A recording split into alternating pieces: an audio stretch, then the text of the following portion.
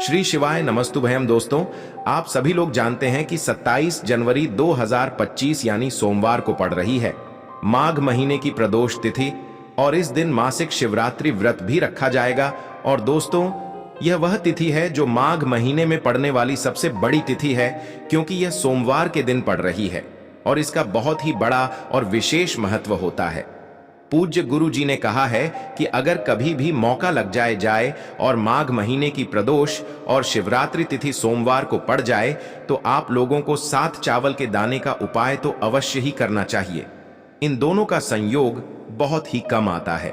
इसी के साथ में गुरु जी ने अपनी शिव पुराण कथा में बताया है कि इस दिन आपको 7 चावल दाने का उपाय तो आपको अवश्य ही करना चाहिए, क्योंकि ऐसा दिन पूरे साल में सिर्फ एक ही बार आता है। और दोस्तों, आप सभी लोग जानते हो कि सोमवार प्रदोष व्रत का अगर सबसे बड़ा कोई उपाय है तो वो 7 चावल के दाने वाला उपाय है।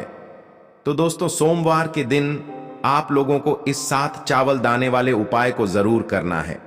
बहुत सारे लोग होंगे जिन लोगों ने इस उपाय को ना किया हो, मतलब पूरा साल निकल गया, उन्होंने किसी भी दिन इस 7 चावल के दाने वाले उपाय को ना किया हो।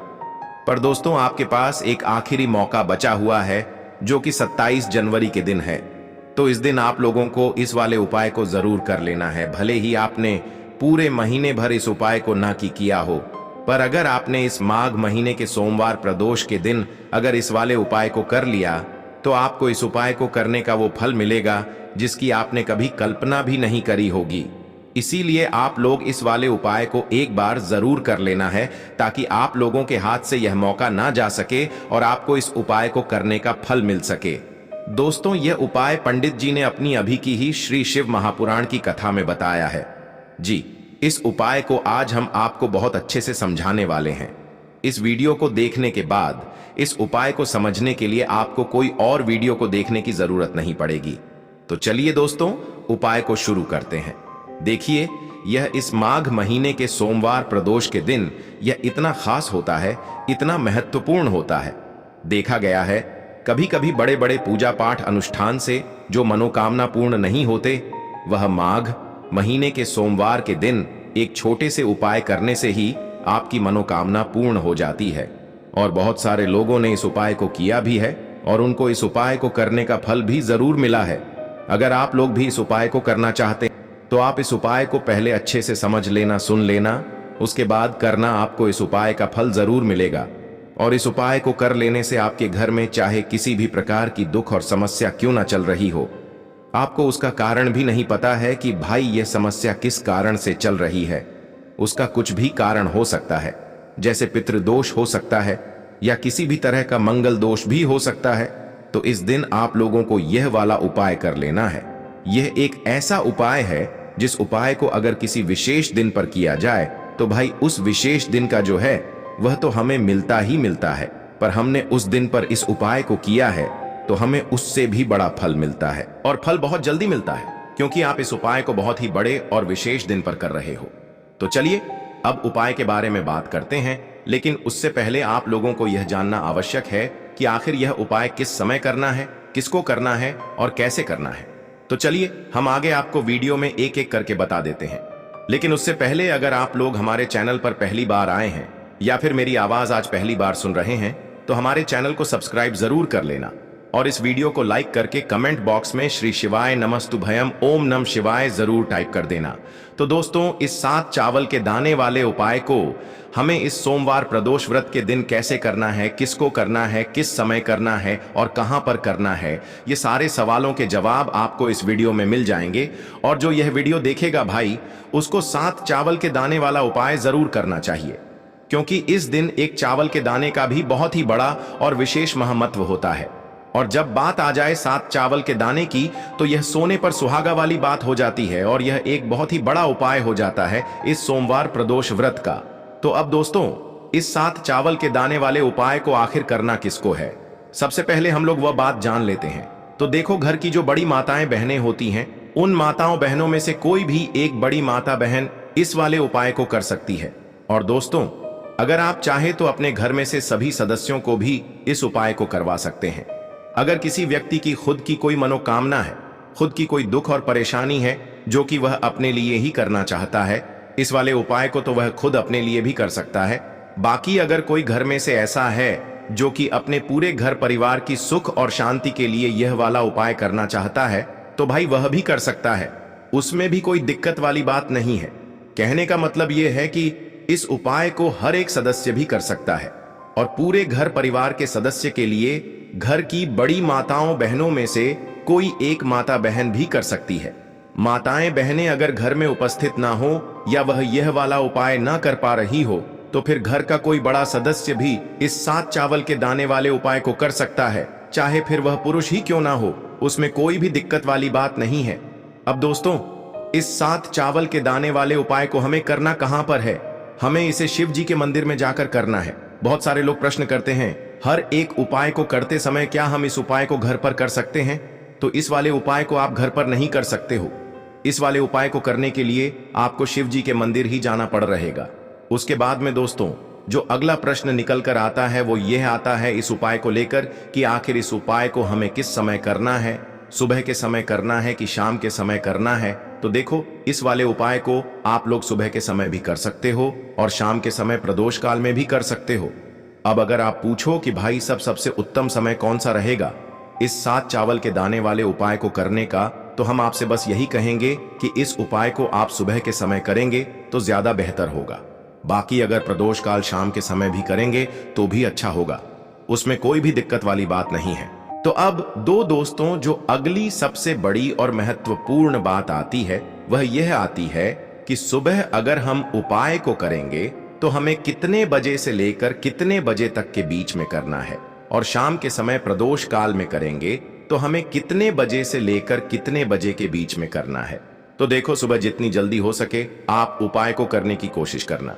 बाकी अगर किसी कारणवश लेट भी हो जाओ, थोड़ी देर भी हो जाए, तो 10 या 11 बजे तक भी आप उपाय कर लेना, पर 12 बजे से ज्यादा देरी ना हो, ठीक है? इस बात का ध्यान रखना। उसके बाद में दोस्तों, अगर शाम के समय प्रदोष काल की बात करें, प्रदोष काल का जो समय होता है वह शाम के 6 बजे से शुरू हो जाता है।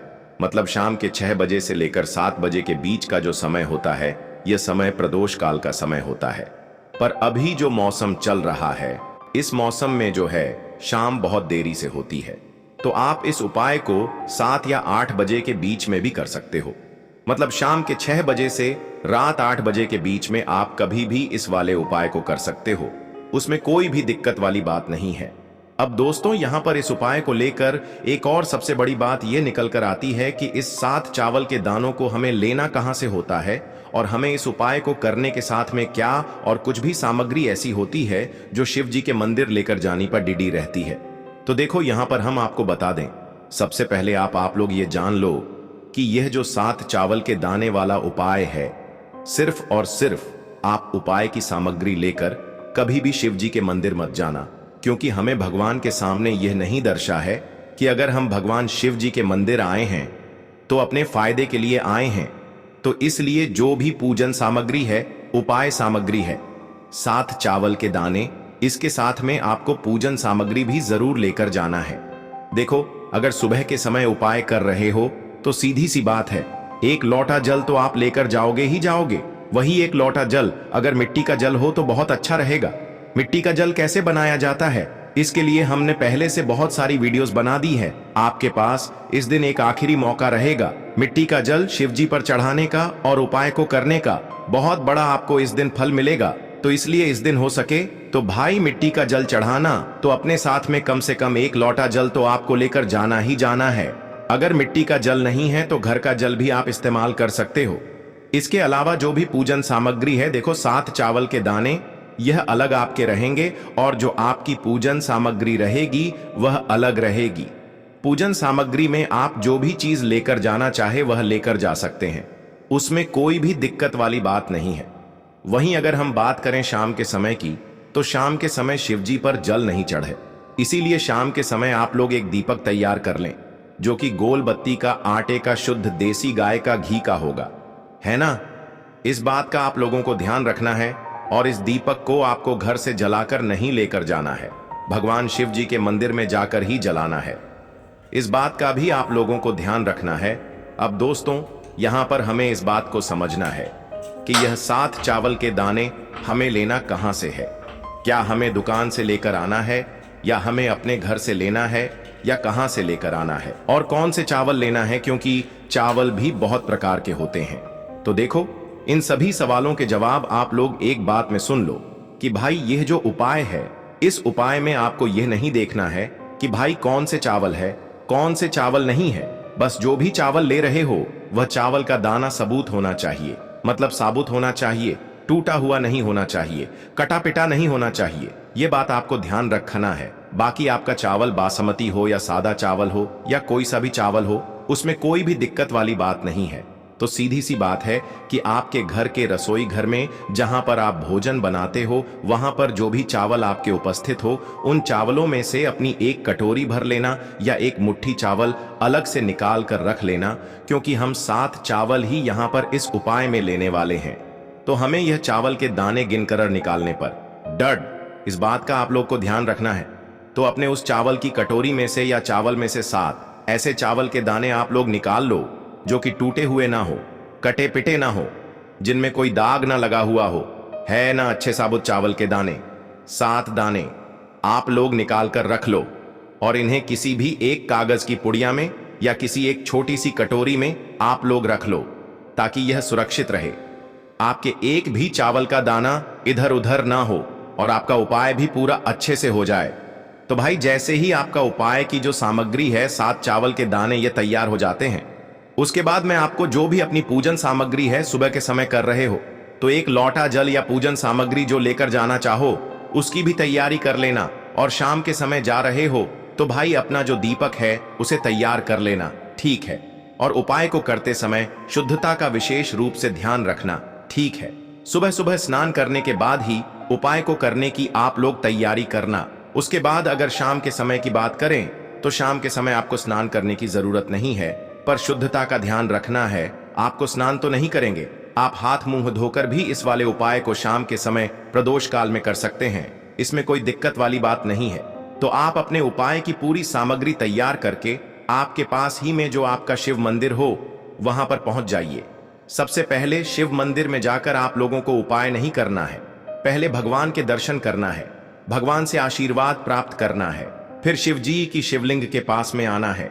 शिवलिंग के पास में आने के बाद आप जो पूजन सामग्री लेकर आए हुए हैं, जैसे कि सुबह गए हुए होंगे तो एक लौटा जल और जो भी पूजन सामग्री लेकर आए हैं आप उनसे भगवान शिव जी की पूजन कीजिए।